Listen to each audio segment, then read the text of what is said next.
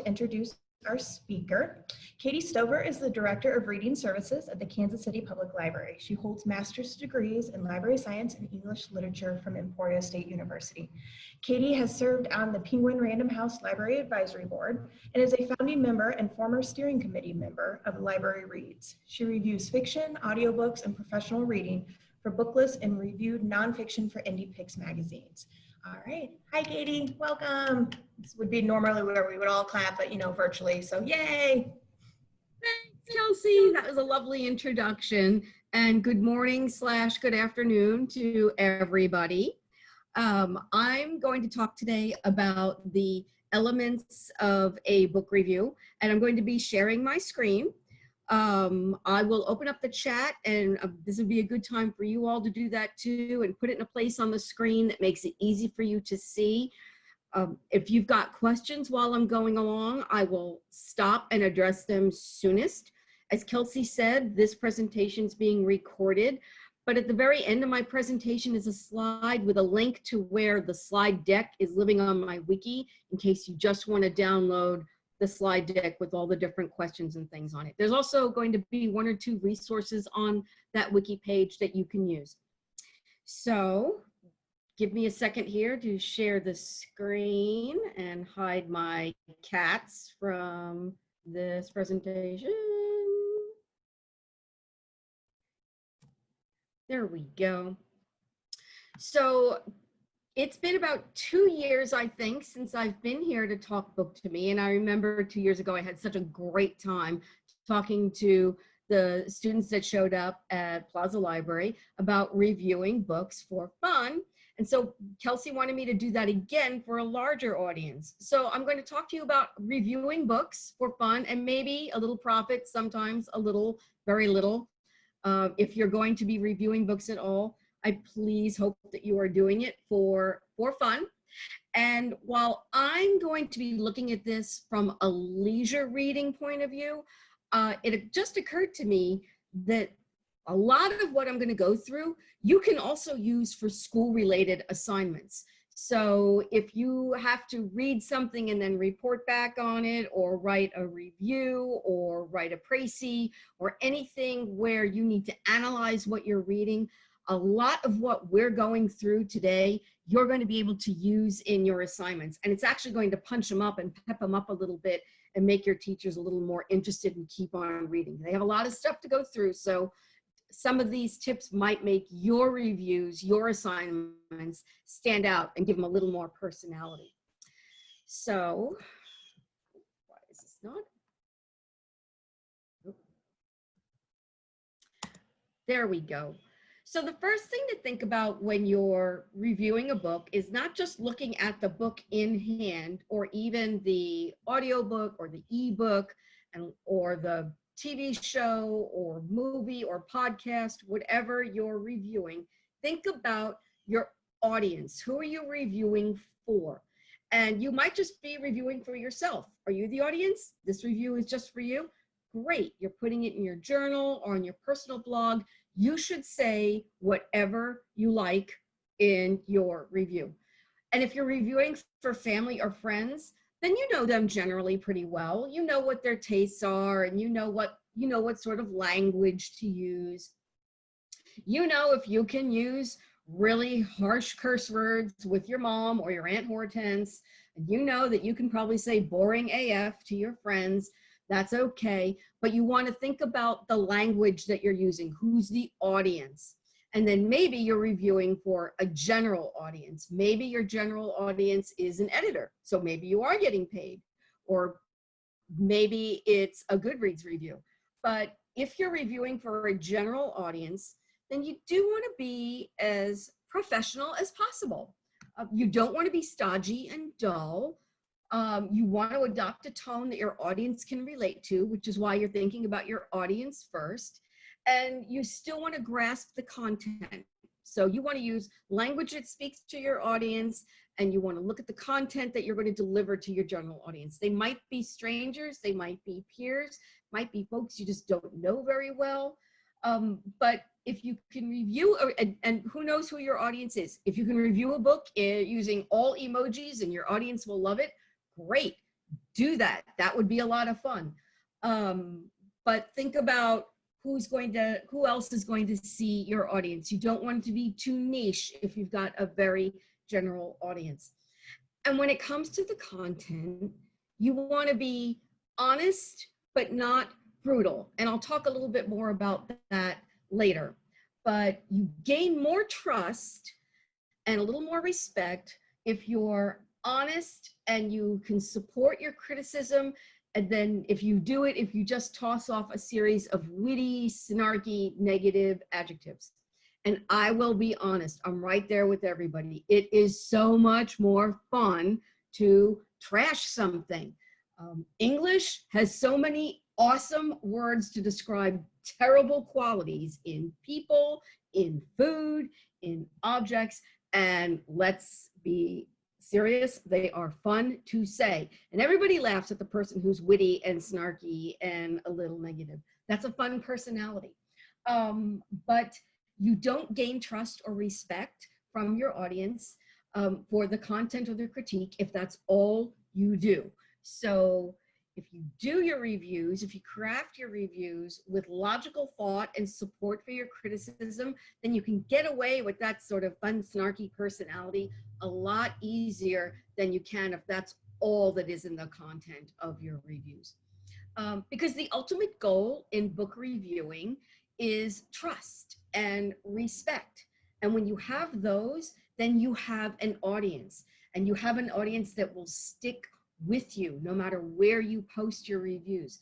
And there's always another clever, sarcastic joker waiting in the wings. Those guys, those readers are a dime a dozen, but they don't have a very long shelf life.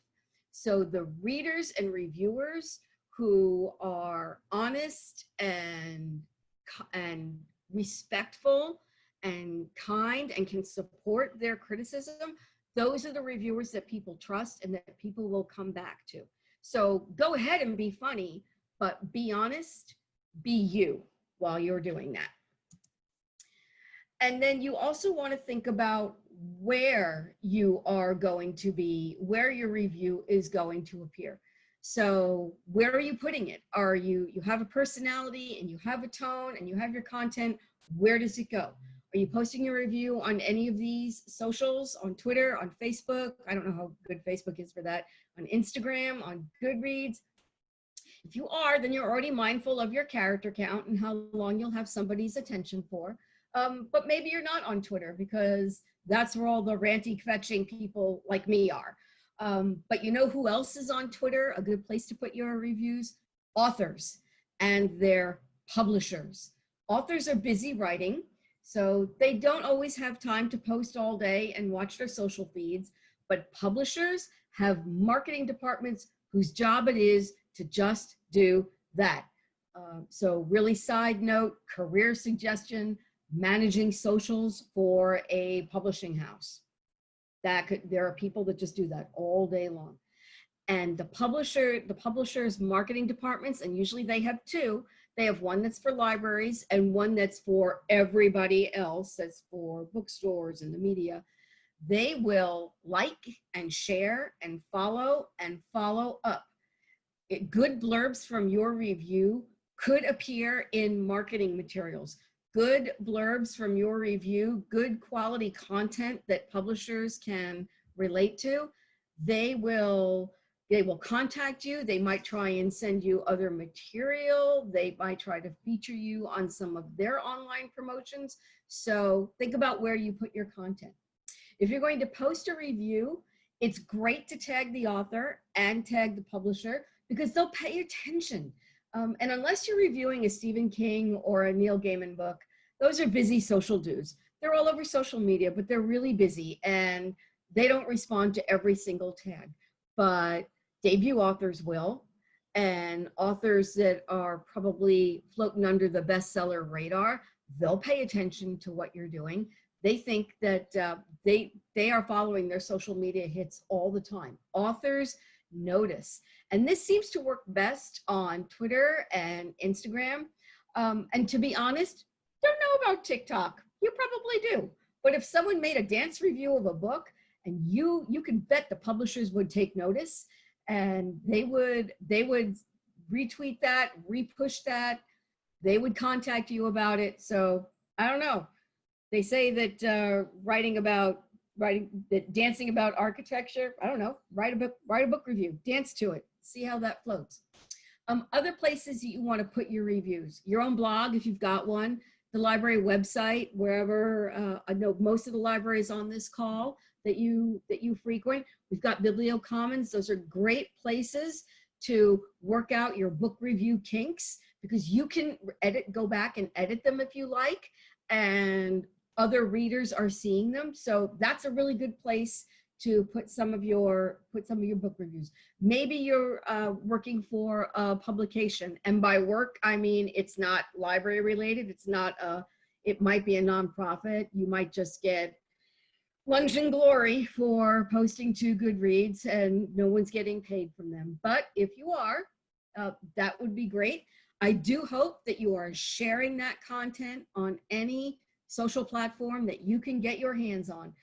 It may feel like a giant internet void, but eventually the more you throw at it, something's going to stick, someone's going to notice, and someone's going to share, like, and get back to you. And this is where I want to talk again about content and tone and why that's important. So we talked about why content and tone is important in your review, because it gives your readers someone to trust. They know that you are reasonable. They know that you are honest. They know that you are educated, and that what you're saying has merit. Remember that we want to be honest and not brutal. If you didn't like a book and you wouldn't recommend it to anyone, don't post that anywhere. Keep it to yourself. Share your thoughts in person with your friends and family. Feel free to use all those marvelously awesome adjectives that we like, but use them in person. Use them in quiet side conversations. Don't put them out there for the world. And if you don't put them out there for the world, and tag the author and the publisher. And here's why. I want you all to take 3 seconds to just think about what it might be like if something you slaved to write over, someone socialed what a piece of crap it was, tagged you, and what if it went viral? What if it went viral because you responded? And then what happens is that will never die, and it will live on the internet forever. And then it sticks to you forever if someone ever does a search on you or this particular work, poem, short story, novel, draft. And we all know that the internet is Earth's version of eternity. So be careful what you put out there, especially if it's something you don't like. Stephen King and Neil Gaiman, they don't care what you say. Because they are really busy people. But there are many other authors that do, and those items will show up in their feeds, and it's going to make them sad and angry and frustrated because they don't know you, and they very likely won't clap back for negative content, because doing that just comes back to haunt them, and it attracts trolls, even if you aren't one and you didn't mean to act like one. And we all know that trolls are voracious. They are monumentally bored people with limitless energy and no lives who need a project. So you don't want to be that person. And think about, and authors will sometimes, they'll clap back in really tiny ways, and they won't retag their trolls or negative reviewers. It's not positive. It's not pushing conversations about books and reading in areas that are really useful. So this is why you think about your audience and your platform for your review. Now, what do you write about in a useful review that will let you be honest and creditable? So we write about, this is what we talk about when we talk about books. These are the elements of a book that you want to talk about, and you probably already are writing and talking about them. You may not have heard that they've got segments and vocabulary. So we talk about pacing when we write reviews, because when we talk to readers about books, this is the #1 thing readers all talk about. They say the book was slow, or they say the book kept them up all night. So readers talk about pacing, the speed at which they fell into a book and they kept on reading. And then they talk about the people. So they're talking about characterization. And they talk about what the people are doing, or they talk about the characters' personal traits, whether the characters are likable or dislikable, and why. They talk about characters' decisions. And when they talk about that, they're talking about storyline. And then sometimes readers talk to us about frame, where these characters are living and what they're doing, what kind of adventure they're having, what sort of problems they're having, how the story makes you feel. And they talk about other, which is people will talk about the book cover, or they'll talk about the flap jacket, and we'll go into that a little bit more. And then people almost always, when they talk about their books, what they're reading, they compare it to something they're listening to, a podcast, or they compare it to something they're watching, something they're binging on Netflix or Hulu, or a movie they just saw, or a TV show that they follow. So these are little things, and I'll probably zip through this because it's living on slides and you can get your hands on these, and I want to make room for questions if you have any. So when you think about pacing, think about how quickly are the character and the plot revealed. Do you have to go a couple of chapters into a book to get to know, one, what's happening, or two, who these people are? And if you are, then your story probably has what we call a slow burn, or a slow buildup, or a getting to know you stage. It's got what's called a leisurely pace. Slow is a 4-letter word in reviews. Don't use it. But leisurely sounds a little more elegant, and it sounds a little more like you really want to spend time with someone, a little more complex. It's a little more erudite and a little more thoughtful. You want to look at short sentences, short paragraphs, short chapters, and you want to look at what it is that makes the pacing of this book what it is. Leisurely or slow burn, and you can feel the tension, and then all of a sudden it ratchets up and you are turning pages to the very end. And when we talk about character, again, if it's a leisurely paced book, then these characters probably have layers and complexities and decisions and situations that you need to explore before you really understand how these people tick. Maybe these characters are easily recognizable types. You know who that person is after chapter 1, and that's an author's intent because the author probably wants to get right into telling their story. How does this book work with all the characters? Are they focusing on just one single character? Is it a first-person point of view? Is it a multiple character point of view?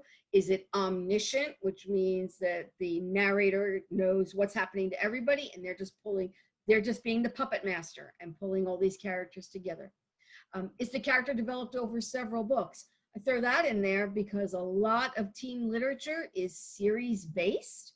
So you've seen this all. You've all seen this with Twilight and Hunger Games and all those series, with Harry Potter, where the characters change over a series of books. And you also, when I say, are they memorable? Of course, your main characters are going to be memorable. How about those side characters? Are they going to be memorable? Are they going to be, are they quirky and recognizable? And Lord, you hope they don't die by book 3 because you really have come to like them. Other things you want to talk about is the storyline. If we all remember 4th grade book reports, that was somebody who stood up and said, I read this book, it's by so-and-so, and the book is about.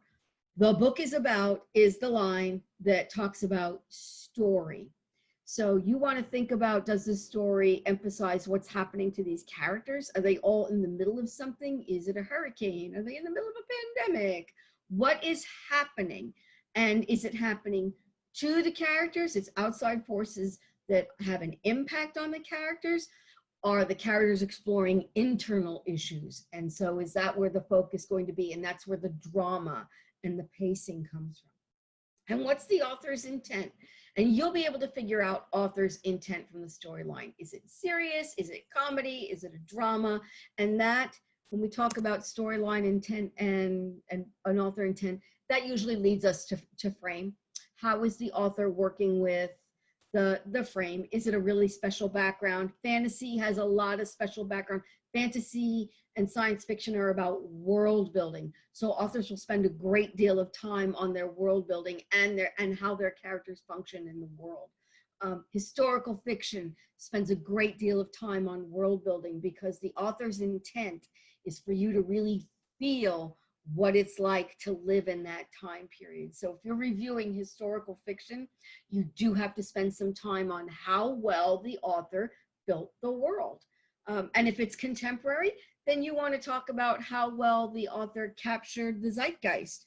Do you really feel like, yeah, this is happening 2 states over, or yeah, this is happening in my high school or my neighborhood or with my friend set? So think about how prominent that might be. And then we want to think about feel. This is one of my favorites. But when we think about feel, the only question you really need to answer is, how does this book make you feel? Are you reading a romance? And so then you're feeling kind of romantic and some heart palpitations. Are you reading horror? Then you better be getting scared. And the author is failing if you are not getting scared.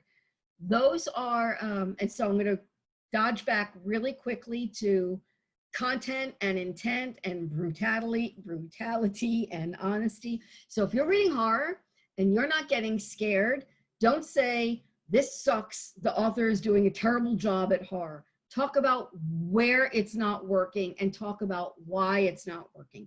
And you can say, it's not working for me right here because this seems like something completely implausible that the character would do. Or this is going against how smart the character is, and why would the character do something so dumb as to go down into the basement in just underwear and armed with a Twinkie. So think about the tone. So with horror, tone is important. With romance, tone is important. Think about thrillers and mysteries. You should be feeling suspenseful. You should be feeling a little agitated. And you want to talk about, well, how long did it take before you started to feel suspenseful? Right away, you feel like you're on a roller coaster and it's a ricochet ride of a book. Maybe, as I said before, it's a slower burn. And so that's building up a lot of tension, and you can even feel it. A good thriller should feel like you had a cardio workout without ever leaving your chair. So those are really good thrillers. And then a lot of the ways authors do this is how they use their language. So look at the sentence structure. Is it polished? Is it elegant? I use conversational. These are all different ways authors use to create their tone and feel for their book. Is it really breezy and romancy and kind of a beach read? And then other. Yes, these things matter. If you're not judging your books by your covers, then I don't know if I know you, because I judge my books by covers all the time. That's why I love this cover. This is a charming romance cover. Cover art matters because cover art tells you something about the book. It tells you something about the genre. It tells you a little bit about what you can expect from your book. So you want to look at the cover art and see, did the artist do a good job describing, did the artist use a good job of giving you a sense of what's in the pages through the cover art? That's something really quickly that you can mention in your review. Like, cover art looks like this, but really the book is kind of about this. So maybe the artist didn't read the book. You want to read the jacket blurb. You want to look at that, because sometimes the folks who write those jacket blurbs haven't read all of the book, or sometimes they have and they put the spoilers in the jacket blurb. You don't want to be that kind of reviewer. You don't want to put the spoilers in, but we'll talk a little bit about content and triggers and spoilers. Book size. You want to mention, especially if you're not writing a review that has like book purchasing info, author, title, publisher, ISBN, and book pages. You want to mention the size of the book. You can say, at 500 pages, this horror novel won't make you feel as if you've lost an entire weekend. You'll kill it in a night. So you want to mention, hey, this book's only 200 pages and 150 of it is footnotes and bibliography, and yep, you can skip that stuff. You want to think about the title. Does the title fit what the content is? And these are things that you may not want to mention in your review, but they're things you want to notice as a reviewer. You don't have to mention, oh, the title is called The Killers and this book is about killers. That's obvious, not something that needs your attention. But if it's got a really quirky title, then you want to mention, like, wonder why the author titled it this. Oh, it fits. Or you can even say a line such as, if you're wondering why the book holds this title, wait till you get halfway through, it gets revealed, and wow, it's a really good reveal. Other things you want to think about when you talk about your reviews. And these are what I think of as opening and closing remarks. So if these are the only questions that you answer in a review, you're probably covering everything else we talked about above. So why did you pick up this book? It's okay to say, I picked up this book because the cover is gorgeous. The author is a favorite. It's got a really cool title. You can say in your review, everyone else is reading this and I finally got around to doing what my friends told me to do. Read this book. Is it a movie or a TV show? Got the first 3 episodes of Lovecraft Country, and now I want to see what all the fuss is about and how the director and screenwriter and producers got where they are and got this series to TV. So I'm reading Lovecraft Country by Matt Ruff. Did you hear about it on your socials or on a podcast? You want to mention that. Heard about this book on My Favorite Murder. Thought I'd give it a go. Did a friend suggest it? My best friend suggested this book. I wanted to see, we wanted something to talk about together. Did a teacher make you read it? Was it an assignment? It's okay to say why you picked up this book. That actually gives a little hook to you and your reader, and they immediately connect with your reason for reading this book and get to know you a little bit more. Why you finished it or didn't, and it's okay to say why you didn't finish it. If you finished it because the story had you hooked, say that. Was it the great pacing? It kept you up all night?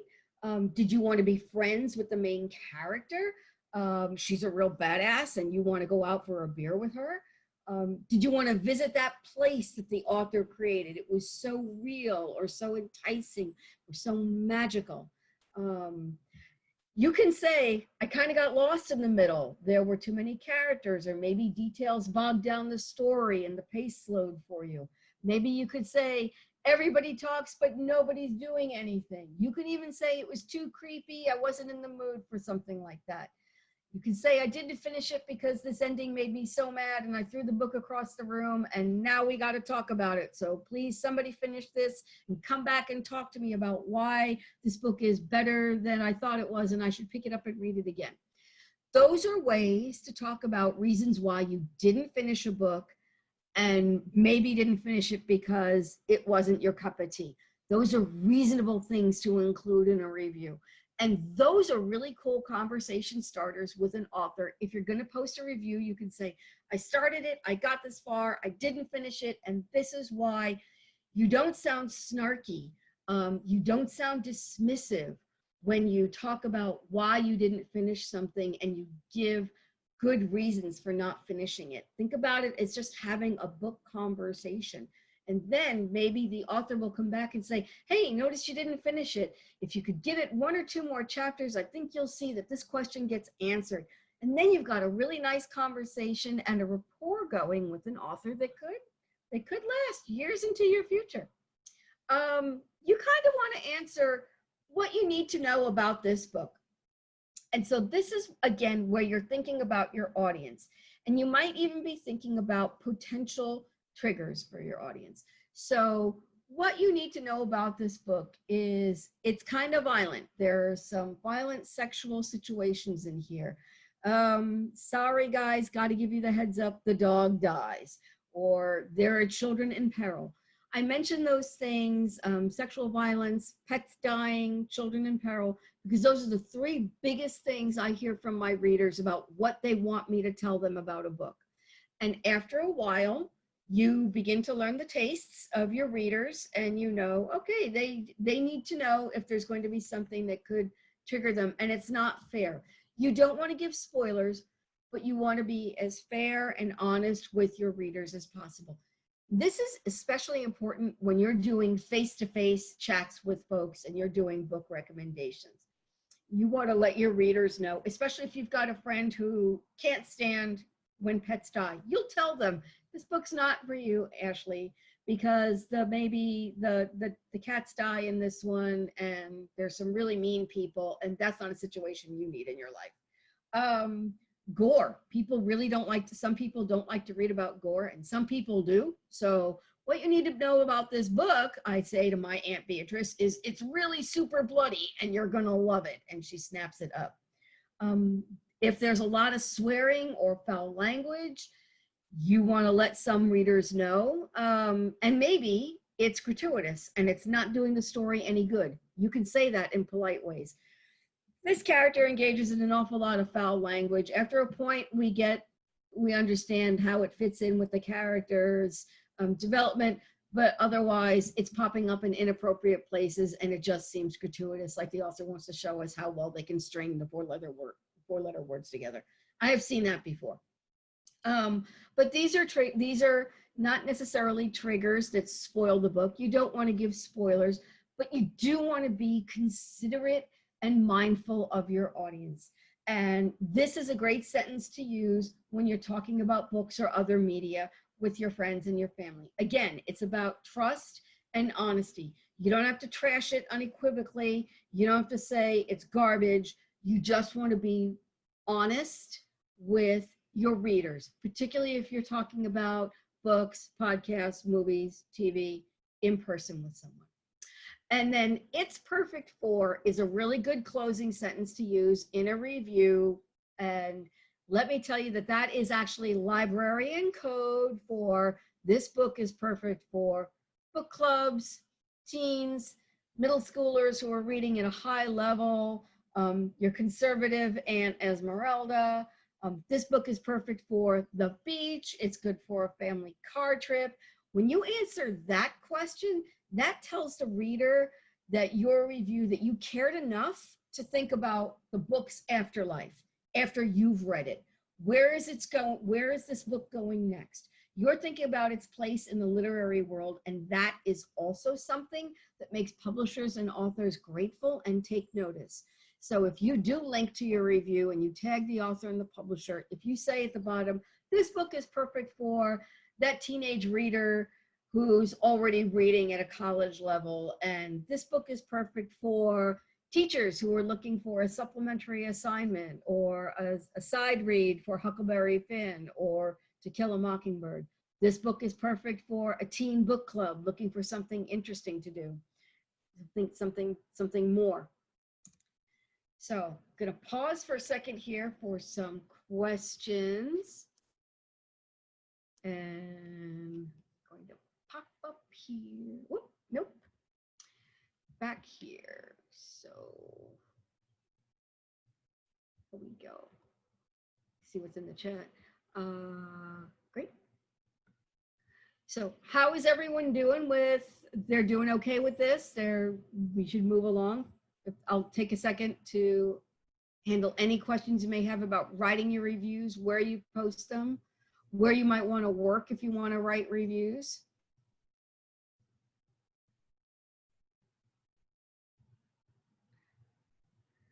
I can tell you that, how do you start to become a book reviewer? Any good sites? Yes, good places to start if you think you want to become a book blogger or post your reviews on Instagram.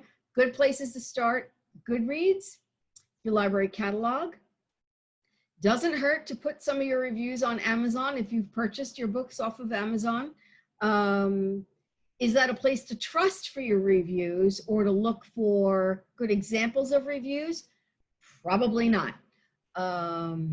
You want to look at Goodreads, because what I have found over the many, many years I've been reading others' reviews and writing book reviews is that Amazon's not the best place, because a lot of fledgling authors will go and ask all their friends and their mom to write about how great the book is, and they'll just write, this book is great, and you don't really learn anything about it.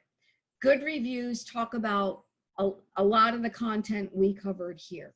So put that into your Goodreads reviews. And that is actually one of the reasons why I like Goodreads, because it's by readers. And so after a while, you can see what it is readers liked about a book. And while they will trash a book unequivocally on Goodreads, they'll actually say why. And so I find some of those reviews very useful. So read a few Goodreads reviews of your favorite book, read the negative ones to see what people didn't like about it, and see if you can't craft something that, see if you can find the best language that people use to describe a book that you love and that you know inside and out. Someone asked about how you can get galleys from publishers.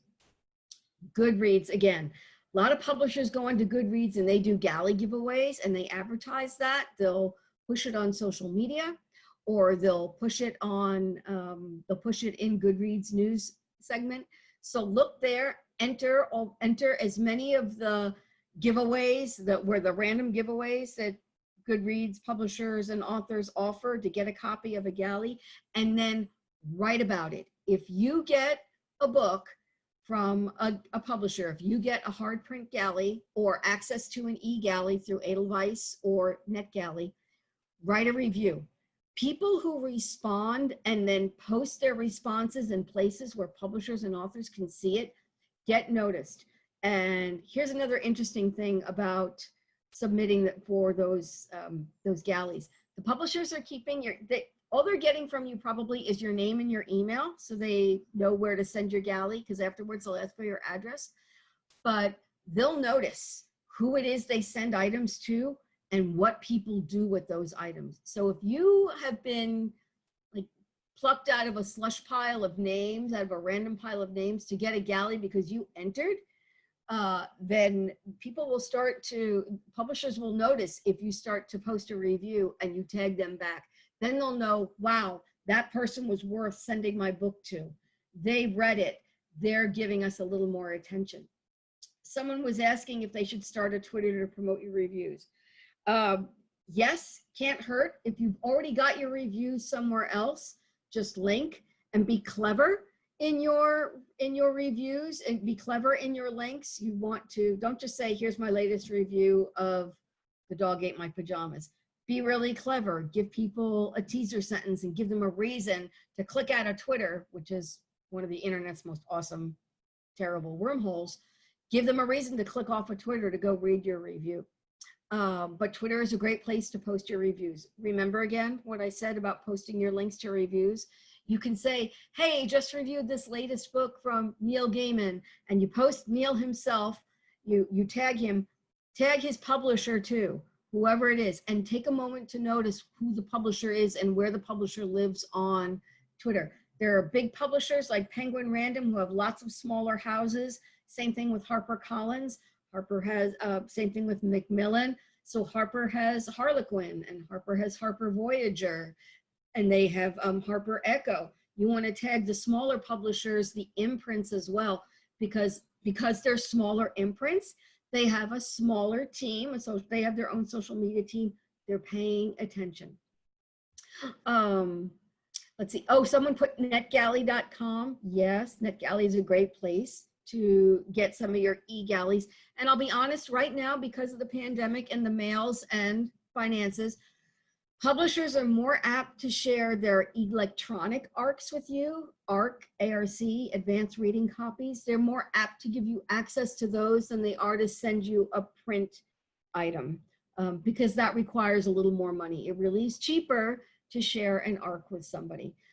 Edelweiss is a great place, and if you are a teen reviewer, put that in your bio, and if you post your reviews to one of your local libraries, put that in your bio that you create on Edelweiss, because publishers do read your bio, and if there's nothing there, then they have no enticement to whitelist you, which is what publishers do, where they give you clearance to read anything they put up. But that means if you put something in your bio, that gives publishers a reason to say yes if you request to read something. And then post your thoughts. If they're really negative, if you thought something was awful, please don't post that. Publishers don't like that. There's nothing in it for them, and it hurts the author's feelings. But if you really liked something, or if you didn't like something, but you know exactly who the audience is for this item, it's not for you, it's for another audience, you say that. You don't say it wasn't for me. You say, I know 10 people that are going to want to read this graphic novel, and they will love it for this about the art, and this about the characters, and this about the storyline. And nowhere in there does it say you didn't like it, but man, it sounds like you are an expert and you become trustworthy then. So this is great. We're getting lots of questions. Will people disregard you as a reviewer because you're still a teen?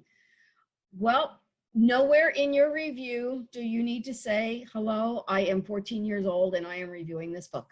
So you can leave your age, your gender, you can leave all that personal info out. It actually will